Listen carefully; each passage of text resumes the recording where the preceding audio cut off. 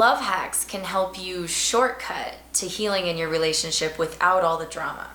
Now, that said, there is no quick fix for a relationship. So today I'm going to address how to fix your relationship in a holistic way so you have a lasting shift. Conflict is inevitable, but being able to mend after a conflict is what separates relationships, people who stay together from people who don't. So today we're going to talk about how to repair when you don't feel the love. So first thing is setup is key. Anytime you're going to hack into communication or relationship, it's really important to be aware of the setup, be aware of the space and the energy that you're walking into. So you can do this by checking in with your partner energetically without even saying anything yet to see what kind of a mood they're in. Check in and make sure they're not stressed, or if you know that they're worried about a deadline, or they have something really important they need to do later and they won't really be able to be present, then now might not be the time to bring up the conversation. Sit on it for a little bit. When you do feel like it is a good time, make sure that you approach them and actually ask. Say, hey, I would like to talk about something that's really important to me right now. Do you have space for that? And get consent.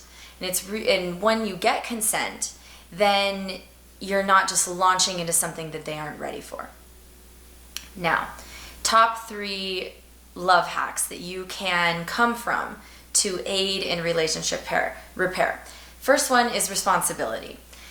Responsibility is a magic word. When we open a conversation by sharing what we're responsible for, we're actually owning our part in the argument or our part in the relationship or in whatever turmoil has been occurring.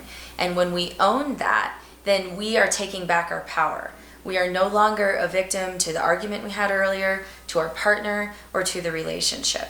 And this puts us in a place of power in which our partner can also line up to, because it's power without control or domination. Responsibility is contagious, and it gives our partner permission to also start taking responsibility, because then they feel like if they take responsibility, it's not going to all be their fault because you've already taken some responsibility.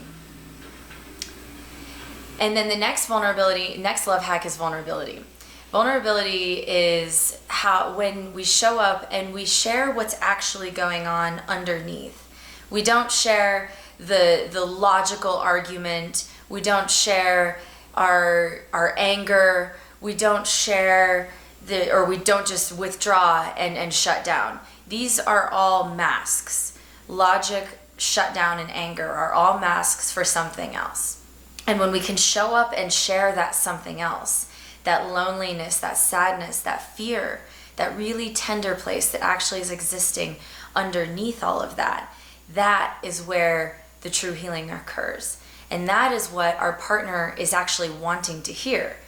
Because arguing the facts never works. Have you noticed? Arguing the facts never solves anything, because two people can have completely different views on what happened.